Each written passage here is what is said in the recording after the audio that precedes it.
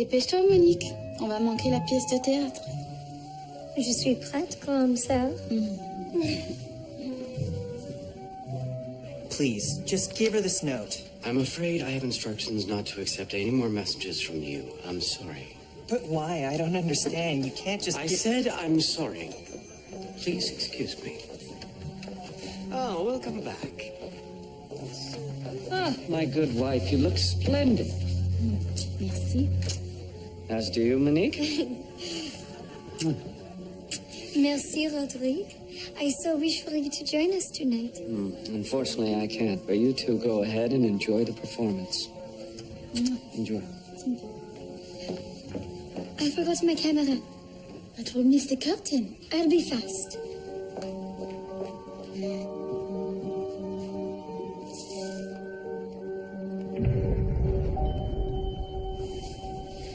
Four floors, please.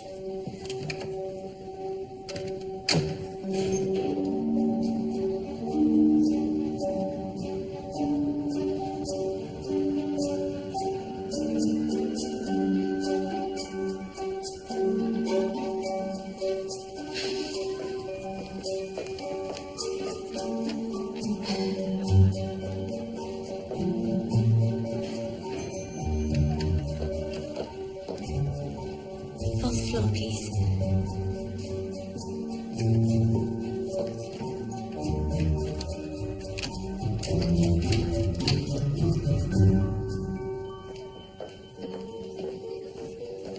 Has Monique returned? No, ma'am. Is everything all right?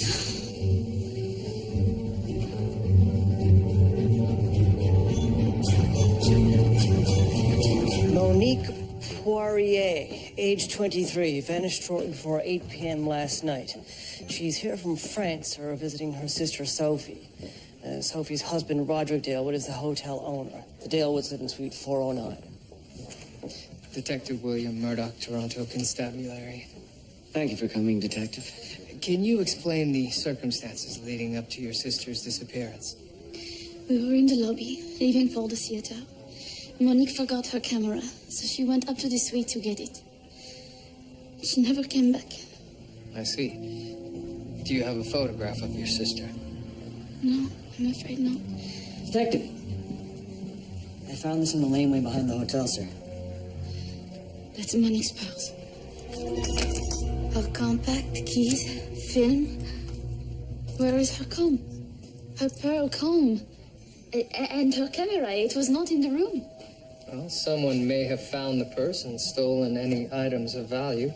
George, check with pawnbrokers and camera shops. Perhaps someone will try to sell the items. Sir.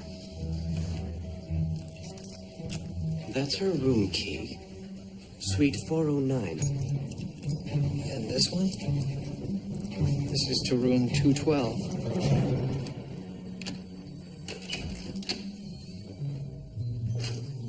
Sir, why would Monique have a key to a room on the second floor if she's staying on the fourth? I don't know, George. There doesn't seem to be anything remarkable about this room. Perhaps.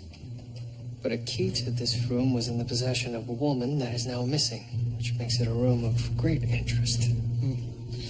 If only the walls could talk, sir.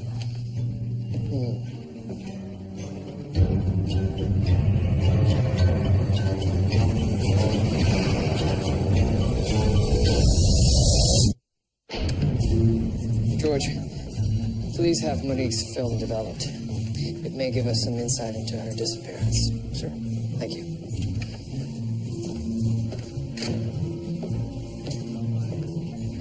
Excuse me. Yes. Who rented room 212 last night? No one, sir. No one. When was it last occupied? May 25th. That's almost 2 months ago. Yes. Thank you. You wanted to see me, Detective? Yes. You operated the elevator last night? By all accounts, you're the last person to see Monique Poirier. And that was around 8 p.m.? Yes, right before the end of my shift. I took her to the fourth floor, and then I waited for her, and then she came back about a minute later with a camera. Then she asked to be let out of the second floor. Did she say why? Oh, it's not my place to ask, sir. Yes, of course. Thank you. Monique went to the second floor. She knew I was waiting in the lobby. She had a key to room 212 for some reason. Mr. Dalewood, why is room 212 rented out so infrequently? It looks out onto a brick wall. It's our least desirable room. Sophie, perhaps the detective would be interested in the note you found. I'm sure it's nothing.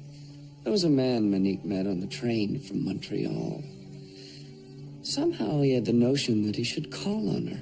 But Monique made it very clear she wanted nothing to do with him. And what was his name? I believe it was David... Odd.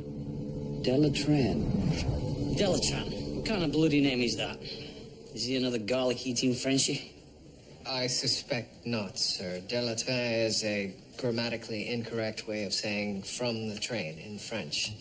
He was trying to be clever. Oh, yes, I forgot. You speak French, don't you? Yes, sir. Educated by Jesuits in New Brunswick. Right. So this David was trying to be clever. I can see why she sent him away. In his note, he cryptically lists his address as number 23 on the street of willow trees. There's a Willow Avenue in the beach. Yes, sir. I had it checked. It's owned by an elderly couple. No David. What about this hotel room, 212? Maybe our missing young lady went there to rendezvous avec David. It's a possibility. Is he here? Excuse me, madam. Sir, I've developed the film we found in Monique's purse. Inspector Thomas Brackenreed. Pleasure, once again. Isaac Lowe. Isaac.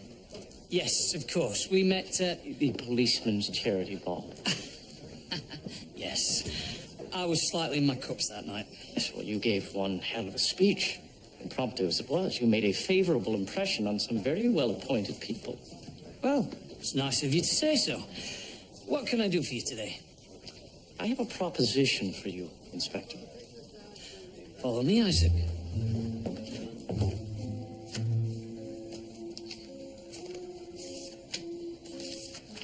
It would seem Sophie was taking Monique on a tour of the city. Yes, but unfortunately, the camera was never turned on Monique. It would be helpful if we had a photograph to distribute to the other stations.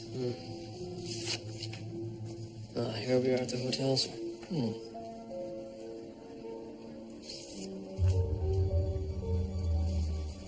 That's room 212, George. And contrary to what we've been told, it was occupied recently. I followed a man up here, sir. He went into 212 using a key. And you have no idea who he is? No, sir. He's been skulking around the hotel asking about Monique.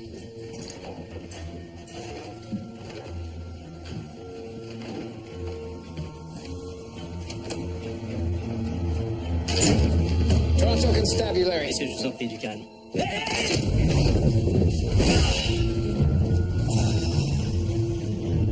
Qui êtes-vous? Inspecteur Marcel Guillaume. Sécurité de Paris. Now, get these petits singes off from me.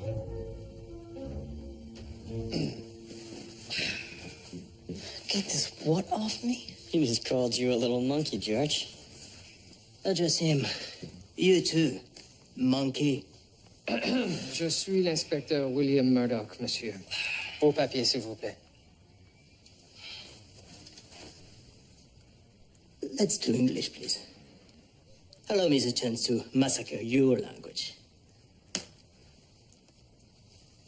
What are you doing here? I'm commissioned by Monsieur Pierre Poirier to investigate the vanishing of his daughter, Monique. But she only disappeared yesterday. How could you possibly know? I was in Montreal for a conference on international police cooperation. And it's clear to me now there is much work to do.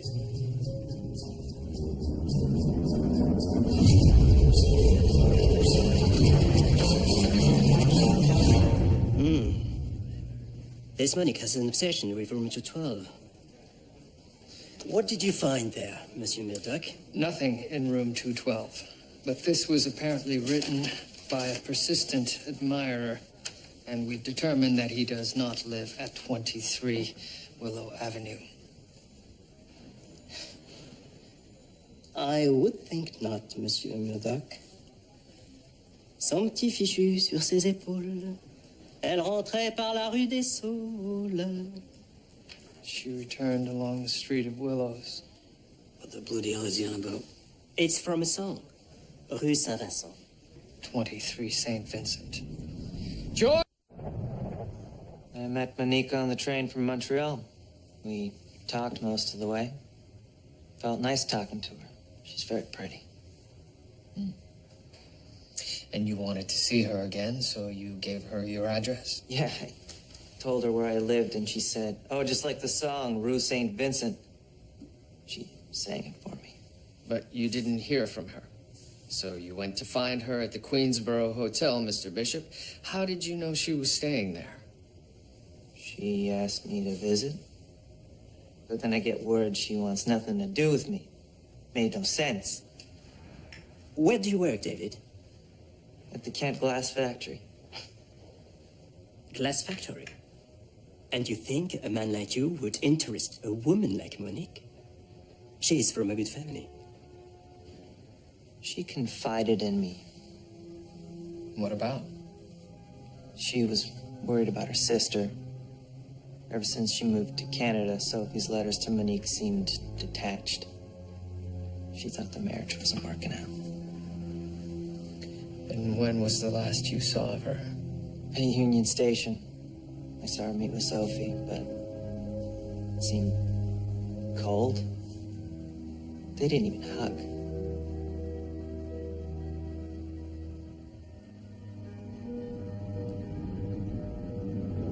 Oh, you have an electric car. Very nice. Yes. Thank you. No, thanks to Gaston Plante and to Camille Faure. Because without them, you have no battery. No battery, no electric car, no photo to show. Mrs. Dalewood, if I may, how was it you came to meet Mr. Dalewood? We met in Paris when Roderick was there on business. It was the start of a passionate affair. We later exchanged letters, and within months I proposed by telegram. How's that for modern romance? I sailed for Canada 2 weeks later. That was last December. But you are the only one not smiling. I was sad to board the ship, leaving behind my sister and father to start a new life in Toronto. How did your marriage affect Monique? Not well. But it is my fault. Being so far away, I closed myself to her, hoping it would hurt less. May I see her letters to you? Oh, forgive me. I know those are private words between sisters, but it will help us understand Monique and where she might have gone. My dear Sophie, it has been so long since you've written, and your last letter was so brief. I'm worried that something is wrong, is it? Please, tell me. Dear Sophie, only a telegram. Are you angry with me? Or are you unhappy with Roderick and ashamed to tell me? A woman bears her heart, and you read her words like a newspaper. I am coming to visit. Please don't try to talk me out of it. I love you, and I must see you. Well, whatever her concerns were, they seem to have been allayed. By all accounts, their visit brought them closer together. She probably didn't just run away. Enfin, je sais pas. Bon. Évidemment, vous êtes fatigué, alors on reprend demain. Yeah.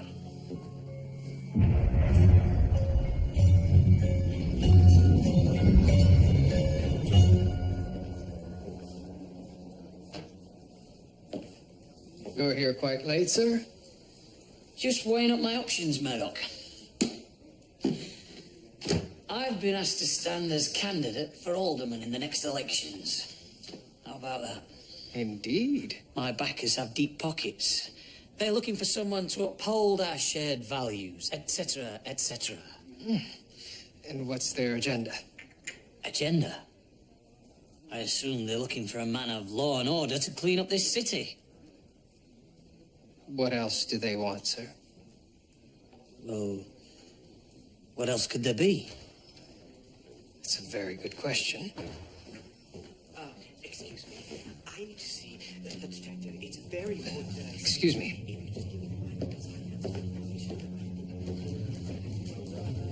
Detective Murdoch, I saw her, Monique, in the East End. She was on the corner of Queen Street and Broadview. Are you quite certain it was her? I mean, her hair was blonde and her clothes were different, but I'm sure it was her.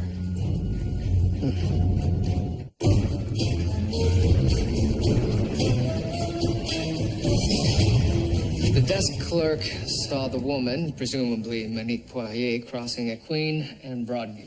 Do we have a photograph of Monique to show people in this area? No. And it would take weeks for one to reach us from France. Actually, sir, I may have an idea. It's possible Monique's father could wire us a photograph. But a telegram is for words. Yes, telegraphs transmit dots and dashes, which represent letters.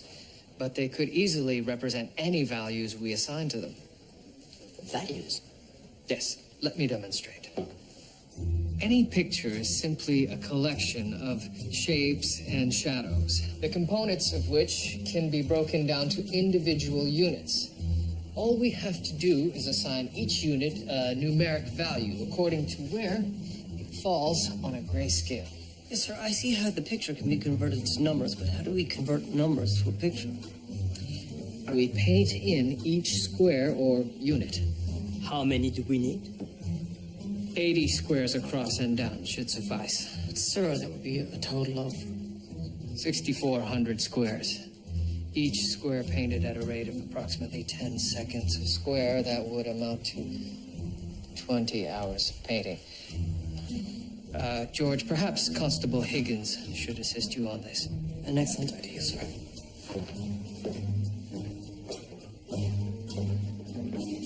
Inspector Thomas Brackenreed, this is Edwin Drury. Mr. Drury heads the consortium of individuals who will be financing your campaign. Pleased to meet you. Isaac says you're a man with personal appeal, a man who can win elections. What we need to know is what kind of alderman you'll make. A good one, I hope. I keep abreast of the issues. I'm familiar with the workings of city government. And as a man of law and order, I'm prepared to do what's necessary to clean up this city. What's your view on the proposed subway project? Subway? I haven't given it much thought. But as a police inspector, my focus has been on the streets, not below them. Well, of course, your experience in law enforcement is of great interest to us, but this is the future of the city. Boston just opened their subway. Paris is building one. A world-class city requires a world-class subway. Imagine an electrified railway running underneath Queen Street, whisking people from one end of the city to the other in a matter of minutes. That would definitely put Toronto on the map. I'm glad you agree, because our consortium is very keen on seeing the subway proposal approved. It's set to come to a vote after the elections. Currently, the council is split on the issue. We're hoping that your vote will carry the day, as our consortium owns much of the land involved.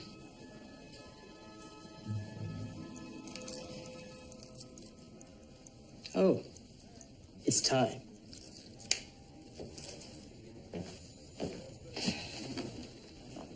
Tu vas, monsieur?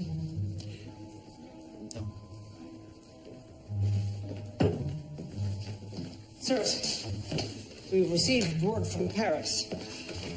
News, Psalms, plain, D apostrophe. Yes.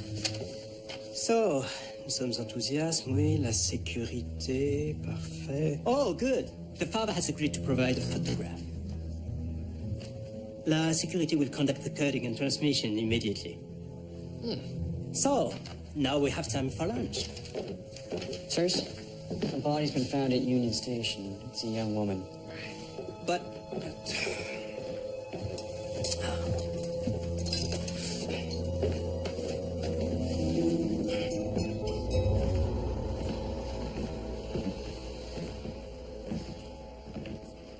At first, we thought it was a dead rat. But then we noticed the stench was coming from his trunk.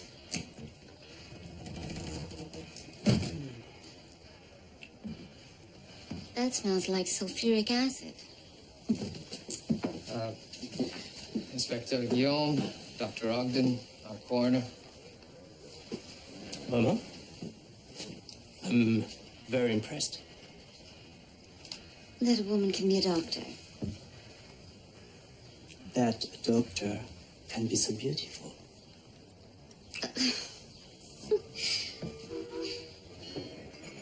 Well, decay has begun, obviously. I'd say she's been dead for at least 48 hours. Someone tried very hard to conceal her identity. She had beautiful hair, though. According to her sister, Monique has dark brown hair.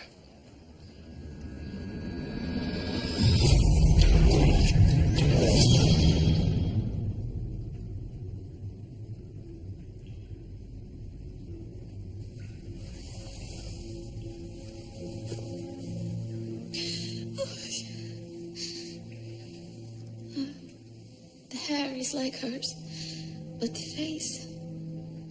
Did they do this to her when No. She was dead before the acid touched her handsome face. Did Monique have any identifying features on her body? Any birthmarks? Yes. She had one on the back of her neck. That is why she always wore her hair down to cover it.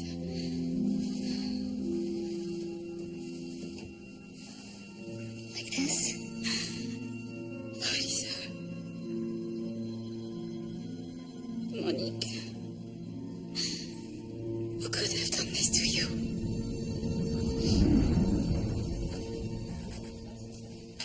Do you remember the stakeout we did in that postal box? Oh, do I ever. That was the most boring night of my life. This is worse. Really, Higgins? I don't find this so bad. In fact, I think this could be a recreational activity. Think about it. It allows anybody to be a painter. You just need to know which color to put where. This is in black and white. Yes, but it doesn't have to be, Higgins. And it doesn't have to be squares. You could have whichever color you like in whichever shape you like. We could call it paint by numerical value. We could sell small kits.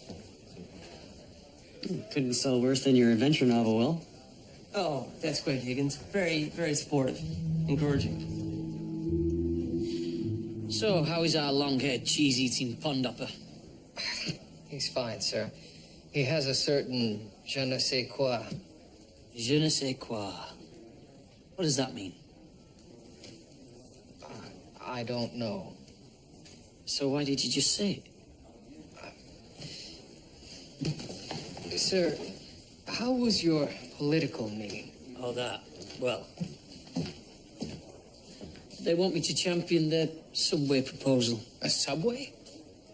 Fascinating. Yes. We've just commenced building a metro in Paris, and it's fantastic.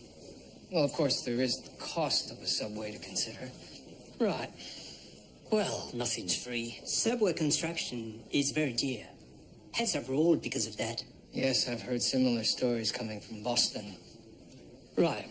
So what are you saying? Stay clear of the whole deal? No, sir. No, sir, not at all. It's simply an issue of who do you want to work for? Are you representing the people or your backers?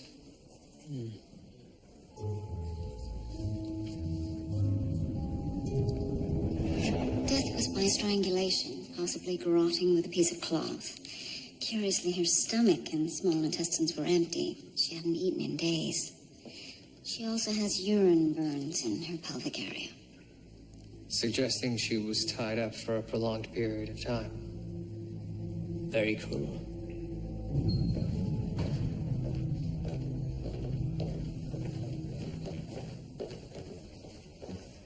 Gentlemen, how are you faring? Sir, if the woman in the trunk has already been identified as Monique, do we really still need the photograph? Yes, Henry. We need to track her movements after her disappearance.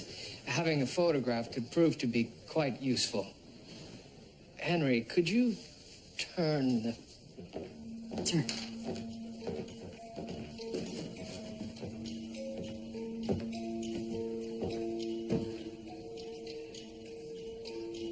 I see two shapes.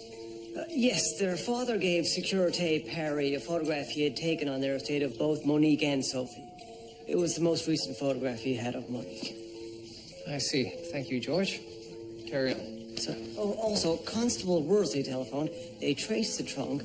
A porter picked it up early yesterday morning from the Queensboro. Thank you, George. Shall we?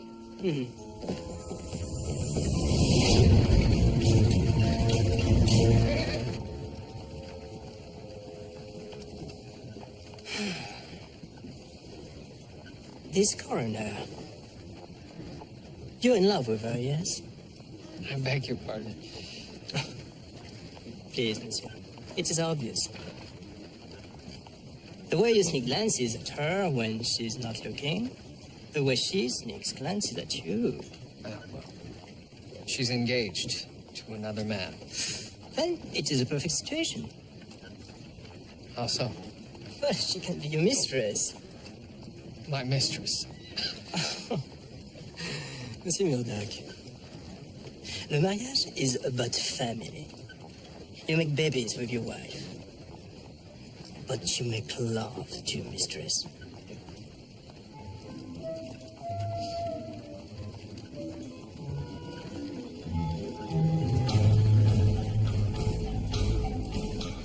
We received a telegram asking us to bring the trunk down into the lobby. What time was this? About 4 a.m. The trunk was taken from what room? 214. Beside room 212. Yes.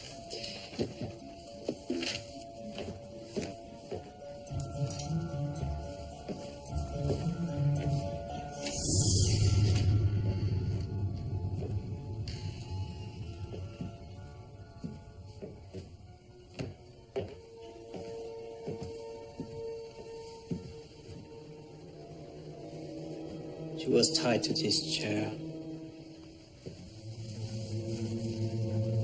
Gagged. Smell of ammonia. Urine.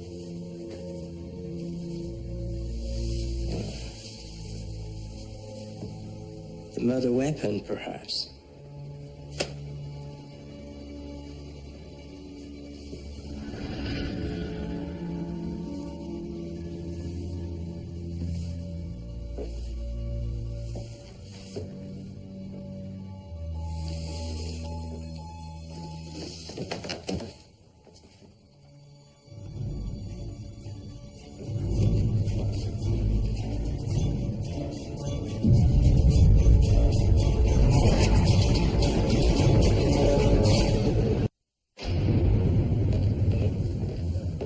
Sir, yes. Who booked room 214?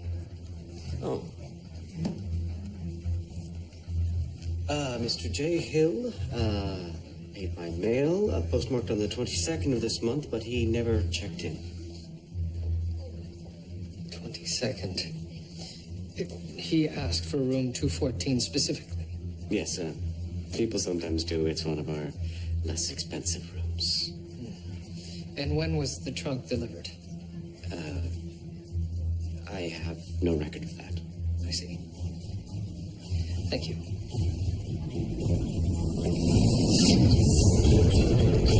You have news, Dr. Ogden? Yes. Monique's murder reminded me of a case I'd read about 6 months ago in Montreal. I had the coroner's report sent on the overnight express. A Jane Doe in her early 20s was found stuffed into a steamer trunk. She was also strangled with a cloth. Just like Monique. Excellent work, Doctor. It's good to have you back. It's good to be wanted back. And Darcy? He's well, I hope? Yes, he got a position at the Victoria Sick Children's Hospital. Oh, good. Very good. Thank you.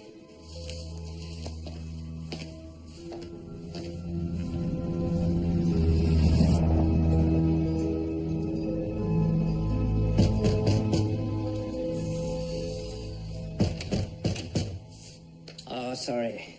Sorry, I didn't get much sleep last night. Did you get my message about the unknown woman discovered in Montreal? Oh, yes. Jane Doe. Yes. But I'm confused. How can she be unknown if you know her name? Ah, no, Inspector. Jane or John Doe are names given. Will I see you tonight? Well, it will depend on my case, really. But perhaps we'll have dinner.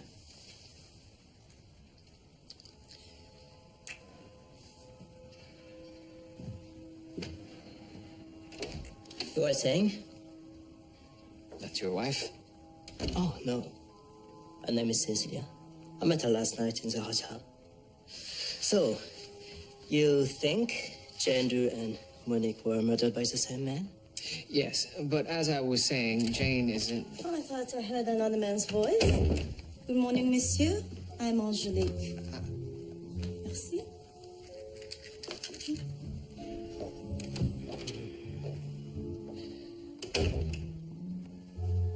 You met her in the hotel last night as well? Oh, no. That is my wife.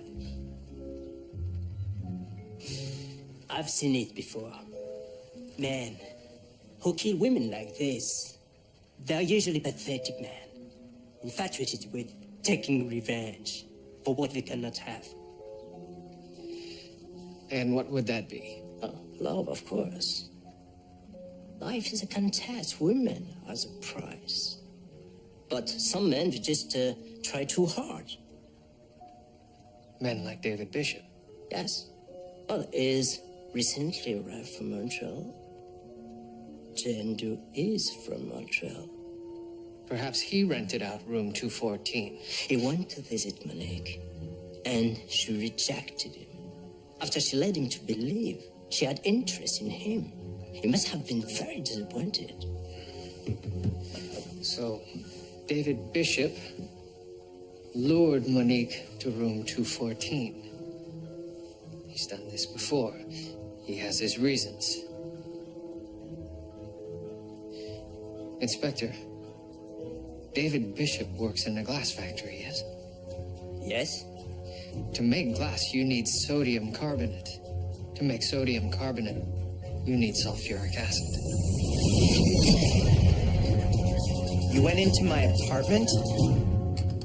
What is all of this, Mr. Bishop? Art. I make hair jewelry. Who makes jewelry out of hair? I do. Isn't it obvious? No. No, for me, it's just very strange. This one is dark brown. Yes, it's Monique's. She has beautiful hair. I asked her for a lock. It's what I do. You do this with all your victims? Make their hair into little ornaments? Victims? The women you've murdered. Murdered? Now, hold on. Where did you get all of the hair for these, Mr. Bishop? From women I've met and from customers.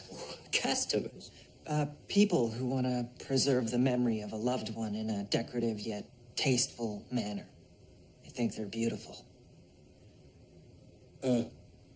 Yes. Just like Monique.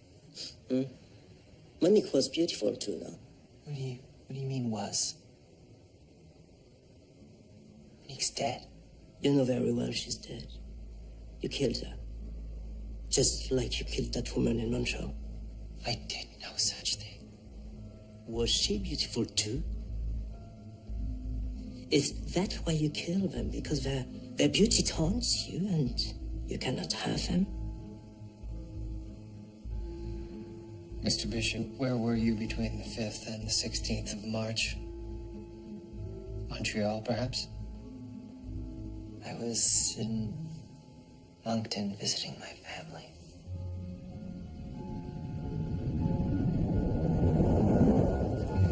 This telegram confirms that David Bishop was in Moncton when Jane Doe was murdered in Montreal. Who else has access to this sulfuric acid? Sulfuric acid is found in fertilizers, batteries.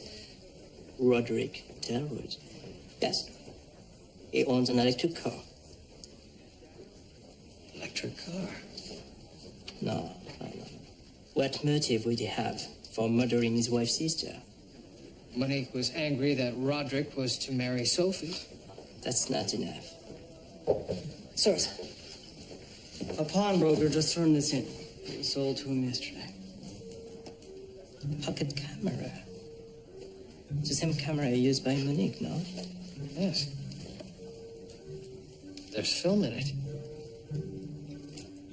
You develop your own photographs. Impressive.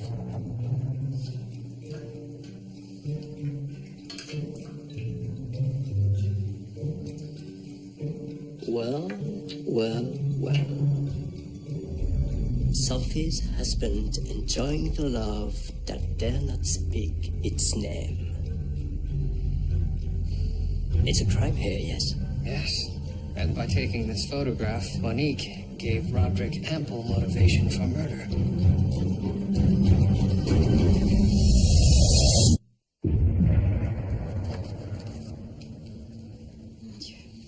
You claimed to have a torrid sexual affair with this man, who clearly prefers men. What exactly is the nature of your marriage?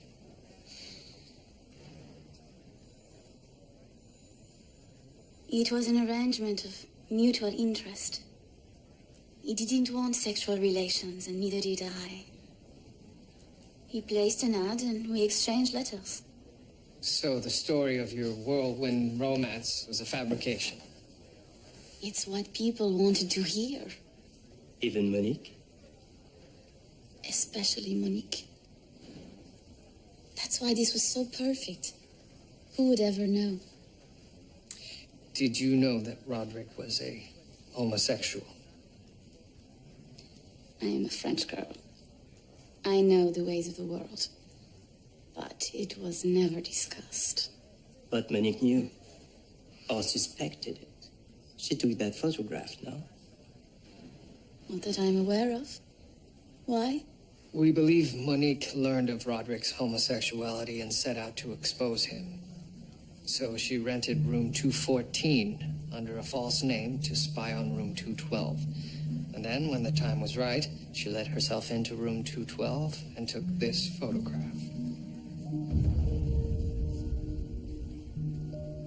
Do you think he killed her? What do you think?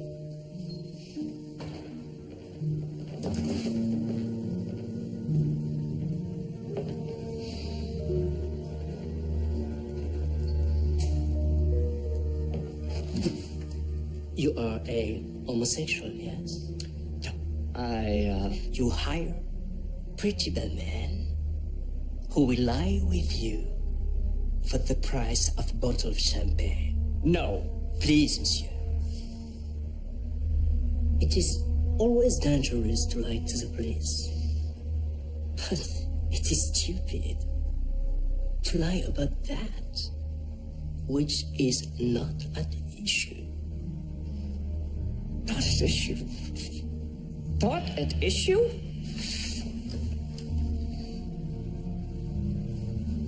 This is not about making love to men. This is about murder. I didn't kill Monique. Did she not let herself into your room Mr. Dale, and take these photographs? Yes. But then what happened? She ran out. Where did she go? I don't know. You didn't follow her? I tried. But as soon as I got my clothes on, she... Please, Mr. Dalewood. That's quite enough. I believe you saw her go into the room next door. The bellboy told us you sent him away. Then I believe you let yourself into room 214 with your master key. No, that's not what happened. We found Monique's purse in the laneway directly below room 214. Why would she throw her purse out the window unless she knew you were coming after her at that moment? Do you know what I believe? I believe Monique is alive. Then who is the girl who was stuffed into a trunk in room 214? I have no idea. All I know is Monique has set out to destroy my life. And she's not finished yet. It is him. Who else could it be? Who else has the motivation and the means? I agree, but there are some inconsistencies. If Monique threw the purse out the window, why did Roderick not retrieve it immediately? He would have needed to bind and gag Monique first. Yes. But whoever stole the camera from the purse did so in a very short period of time. Perhaps we have a witness. We need to speak to that pawnbroker. I've decided not to stand for alderman. At least not this election. Maybe next time. There won't be a next time, you know that. Tell me, Thomas, how do you feel your career has progressed so far? I suppose I've done all right. Thomas, a century from now, when Toronto is a teeming metropolis, a young woman will be whisked effortlessly beneath a crowded street, and she will give silent thanks to the man who made that possible. You, let that be your legacy.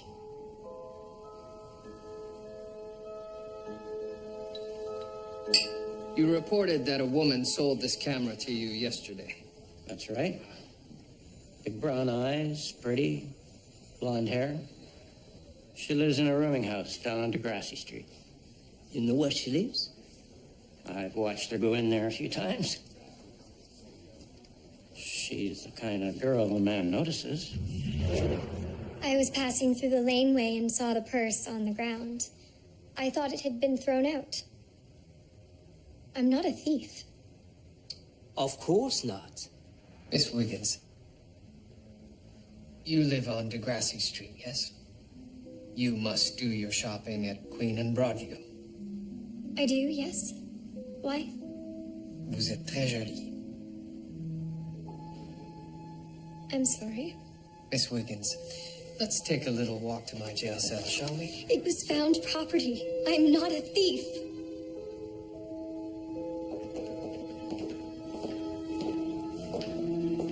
Monique! I knew it. She has changed her hair. But it is her. I told you she was alive. I've never seen this man before. Who's Monique?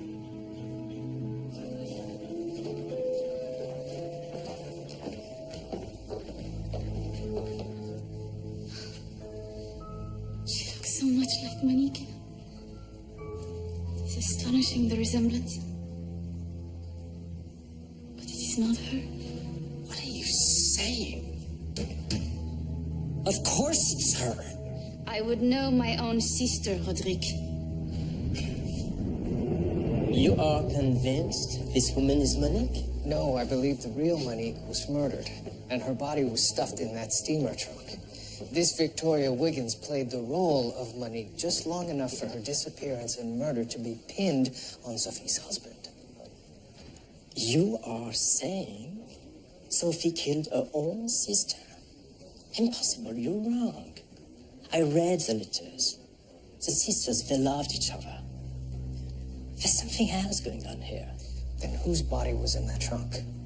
And why does her hair match David Bishop's jewelry? We do need that photograph of Monique. Yes. Gentlemen, how goes it? It goes, sir. Almost finished. Close enough. Let's have a look.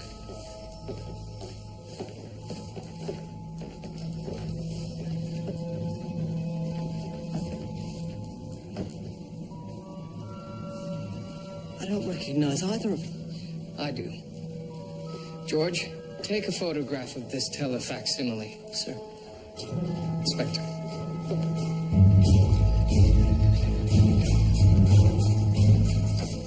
Here. This is the woman we know as Sophie. But I believe this is the real Sophie, the woman smiling here. And who is the woman who has been calling herself Sophie?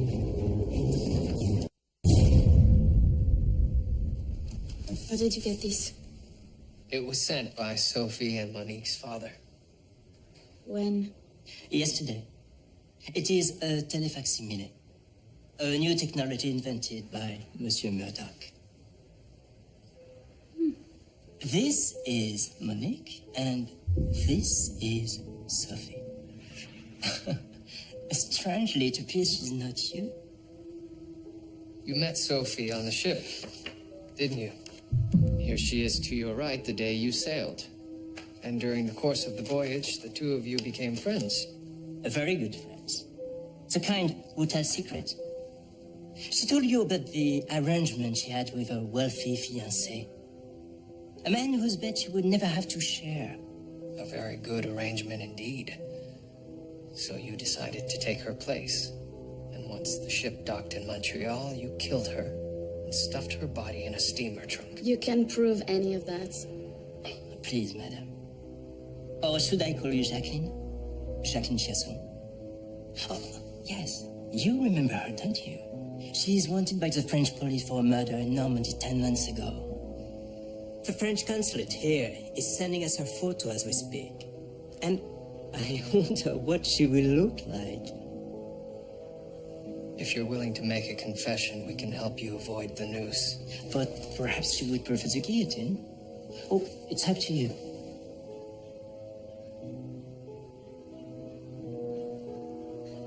It seems so perfect. A new identity, a new life. But then her sister had to come and ruin it all. Oh, but that's when you turned a problem into an opportunity. Kill Monique and frame your husband for her murder. And then you would have all of his wealth once he was hanged. That was a most devious plan. You knew your husband dallied with the bellman in room 212. And you would do anything to protect his secret. So you made it appear as if Monique was caught spying on him and was killed for it. Fantastic. And that's when your accomplice, Victoria Wiggins, came in. You needed someone to play the role of Monique. When the real Monique was bound and gagged in room 214 for 3 days. I felt bad for her, but what can I say? It wasn't my sister.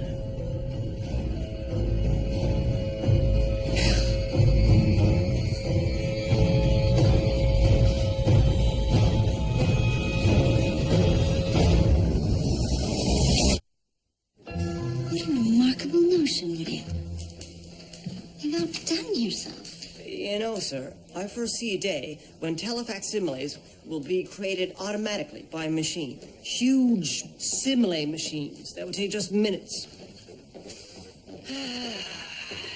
Dr. Ogden, if there is one image I will take home to France, it is of you looking at me.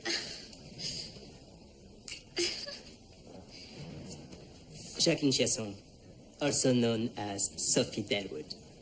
Such a tragedy for the father. Yes, to fear for a missing child, only to discover both daughters killed by this woman. Thank you, Inspector Guillaume. The pleasure was mine. Now I can attest at the next conference, international police cooperation is not only possible, it's already a fact. N'oublie pas mon conseil concernant cette charmante pathologiste, n'est-ce pas? Malheureusement, je crois que ce n'est plus possible. William, just a little joie de vivre. That's a good thing. I'll try. Please, do. Mademoiselle, monsieur. Merci, Senor Guillaume. Whatever was that about, William? He believes I should try to be more French. Well, shouldn't we all? Gentlemen.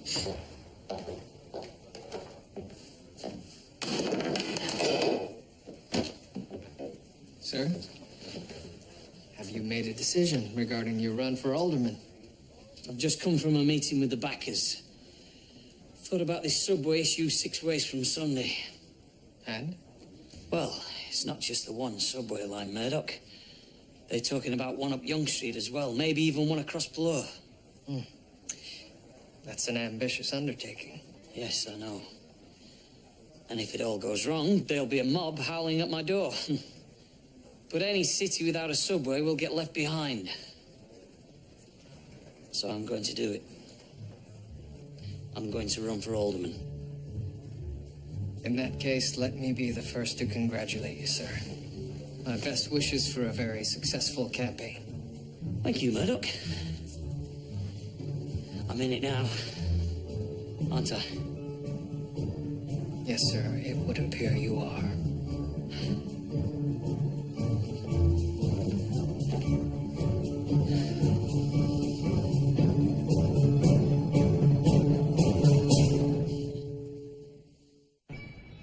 Well, next time, William thinks a picture holds 1,000 clues. But the trouble is getting in touch with the artist. Brand new Murdoch Mysteries continues Tuesday at 9. And next tonight, Ambition and Murder. It's a heady mix for Andy McDowell in Patricia Cornwall's thriller, At Risk.